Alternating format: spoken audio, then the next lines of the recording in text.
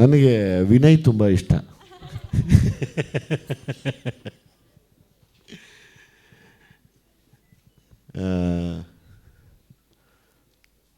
Personally Vinay ನನಗೆ ಆ್ಯಕ್ಟ್ರಾಗಿ ಅನ್ನೋದಕ್ಕಿಂತ ಹೆಚ್ಚಾಗಿ ಒಬ್ಬ ಒಳ್ಳೆ ವ್ಯಕ್ತಿಯಾಗಿ, ಒಳ್ಳೆ ಮನಸ್ಸಿನ, ಮುಗ್ಧ ಮನಸ್ಸಿನ ಯುವಕನಾಗಿ ನಂಗೆ ತುಂಬ ಇಷ್ಟ ಯಾವಾಗಲೂ. ಸೊ ಹಂಗಾಗಿ ನನಗೆ ಫೀಲ್ ಆಗತ್ತೆ ಸೀನ್ಗಳು ನೋಡಿದಾಗ, ನಾನು ಡೈರೆಕ್ಟ್ ಮಾಡಿದಾಗಲೂ ಅನಿಸ್ತಿತ್ತು. ಅಂದರೆ ತುಂಬ ಕ್ಲೋಸ್ ಸಂಬಂಧ ಇದ್ದಾಗ, ನಾವು ಒಬ್ಬ ಆಡಿಯನಾಗಿ ನೋಡಿದಾಗ, ಅವ್ರು ಬೈಸ್ಕೊಂಡಾಗ, ಇನ್ನೊಬ್ಬರು ಹೊಡೆದಾಗ ಅದು ಫೀಲ್ ಆಗತ್ತೆ ನಮಗೆ. ನಮ್ಮ ಪ್ರೀತಿ, ನಾವು ಪ್ರೀತಿ ಮಾಡೋರಿಗೆ ಇಷ್ಟೆಲ್ಲ ನೋವು ಕೊಡ್ತಾರಲ್ಲ, ನಾವು ಕೊಡ್ತೀವಲ್ಲ ಮುಂದೆ.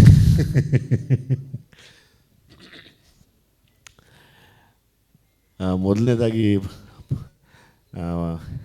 ನಿರ್ಮಾಣ ಸಂಸ್ಥೆ ತ್ರಿಮೂರ್ತಿಗಳು ಈ ಕನ್ನಡ ಸಿನಿಮಾದ ಇವತ್ತಿನ ಪರಿಸ್ಥಿತಿಯಲ್ಲಿ ಮುಂದೆ ನಿಂತು ಕನ್ನಡ ಸಿನಿಮಾಕ್ಕೆ ತಾವು ಕೊಡ್ತಿರುವಂಥ ಗೌರವ, ಬೆಲೆಗೆ ಹ್ಯಾಟ್ಸ್ ಆಫ್ ಸರ್. ಯಾಕಂದರೆ ಸಿನಿಮಾ ಮಾಡೋಕ್ಕೆ ಇವತ್ತು ಕಷ್ಟಪಡ್ತಾ ಇದ್ದಾರೆ ಎಲ್ಲರೂ. ಇಂಥ ಸಂದರ್ಭದಲ್ಲಿ ತಾವು 3 ಜನ ನಿಂತು ಬಂದಿರೋದು ನಿಜವಾಗ್ಲೂ ಗ್ರೇಟ್ ಅನಿಸುತ್ತೆ. ನಿಮ್ಮ ಸಂಸ್ಥೆಯಲ್ಲಿ ಇದೇ ಥರದ ಕನ್ನಡ ಸಿನಿಮಾಗಳು ತುಂಬ ಹೆಚ್ಚಿಗೆ ಒಳ್ಳೊಳ್ಳೆ ಸೂಪರ್ ಹಿಟ್ ಸಿನಿಮಾಗಳು ಬರಲಿ ಅಂತ ನಾನು ಕೂಡ ಕೇಳ್ಕೋತೀನಿ. ನನಗಷ್ಟೇ ಪ್ರಾಮಾಣಿಕವಾಗಿ ಹೇಳಬೇಕು ಅನ್ಸೋದು ತಮ್ಮಗಳ ಮೇಲೆ. ನೋಡಿ, ಈ ಪರಿಸ್ಥಿತಿ ಕೆಟ್ಟಾಗ ಯಾರೋ ಒಬ್ಬರು ಕೈ ಹಿಡಿತಾರೆ ಅನ್ನೋದಕ್ಕೆ ತಾವು 3 ಜನ ಸಾಕ್ಷಿಯಾಗಿದ್ದಾರೆ ಇವತ್ತು.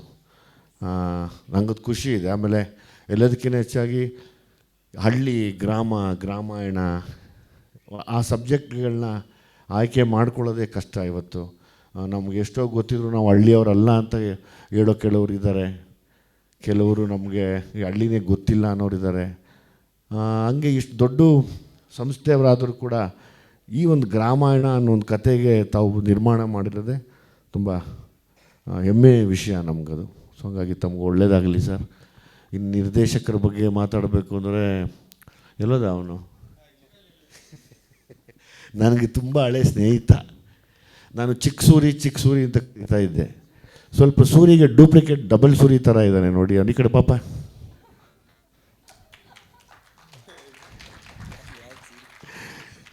ಅಂದರೆ ನಾನು ಪ್ರೀತಿಯಿಂದ ಅವಾಗಲಿಂದ ತುಂಬ ಯಂಗ್ ಸ್ಟ್ರಗ್ಲಿಂಗ್ ಡೇಸಿಂದ ನೋಡಿದ್ದೀನಿ.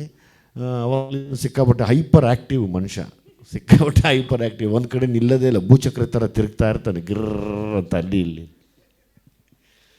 ಆ ತಾಳ್ಮೆಗೆ ಮೆಚ್ಚಬೇಕು.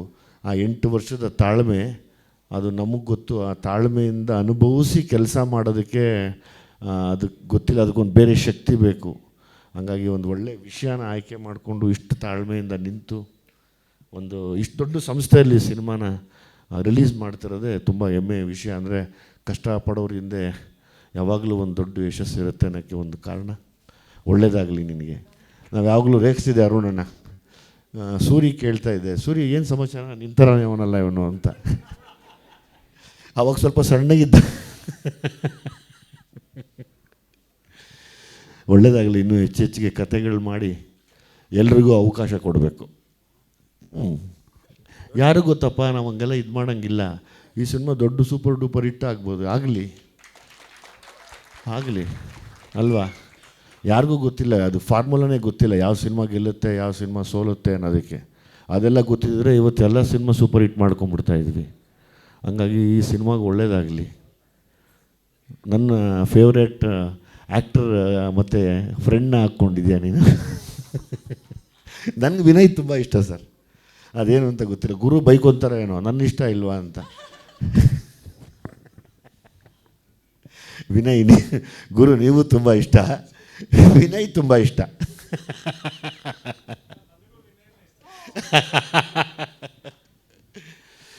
ಮತ್ತು ಇಡೀ ತಂಡ ನಾನು ಮಾತಾಡಿದ್ದು ನೋಡಿದೆ. DOP ಸರ್ ಆಗ್ಬೋದು, ಫೈಟ್ ಮಾಸ್ಟ್ರು, ಡ್ಯಾನ್ಸ್ ಮಾಸ್ಟ್ರು ಎಲ್ಲರೂ ಅಷ್ಟು ಖುಷಿಯಿಂದ ಕೆಲಸ ಮಾಡಿರೋದು ಒಂದು ಒಳ್ಳೆ ಎನರ್ಜಿ ಕಾಣಿಸ್ತದೆ. ಅರುಣಣ್ಣ ಬೇರೆ ಇದ್ದಾರೆ, ಅವರಿದ್ಮೇಲೆ ಏನೋ ವಿಷಯ ಇರುತ್ತೆ ಅನ್ನೋ ಒಂದು ಇದು ಆಸೆ. ಮತ್ತು 3ನೇ ತಾರೀಕು ನಾನು ಕೂಡ ಸಿನಿಮಾ ನೋಡ್ತೀನಿ ಬಂದು. ಆ್ಯಸ್ ಇಟ್ ಈಸ್ ನಮ್ಮ ಹೀರೋಯಿನ್ ಅವರು ತುಂಬ ಚೆನ್ನಾಗಿ ಆ್ಯಕ್ಟ್ ಮಾಡಿದ್ದೀರಾ.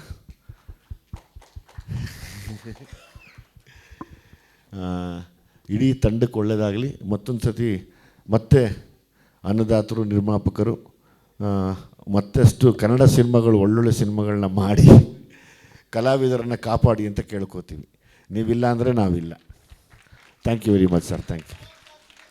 Thank you. ಸಿಟಿ ಲೈಟ್ಸ್ ಈಗ ಮಾತಾಡೋಂಗಿಲ್ಲ. ಈ ಲೈಟು ಗ್ರಾಮಾಯಣ, ಅದು ಗ್ರಾಮ ಮುಗಿಸಿ ಸಿಟಿಗೆ ಹೋಗೋಣ. ಹಾಂ, ಇದು ಊರು ತೋರಿಸ್ಲಿ, ಆಮೇಲೆ ನಾನು ಊರಿಂದ ಸಿಟಿಗೆ ಕರ್ಕೊಂಬಂದು ಸಿಟಿ ಲೈಟ್ಸ್ ತೋರಿಸ್ತೀನಿ. ಕರೆಕ್ಟ್.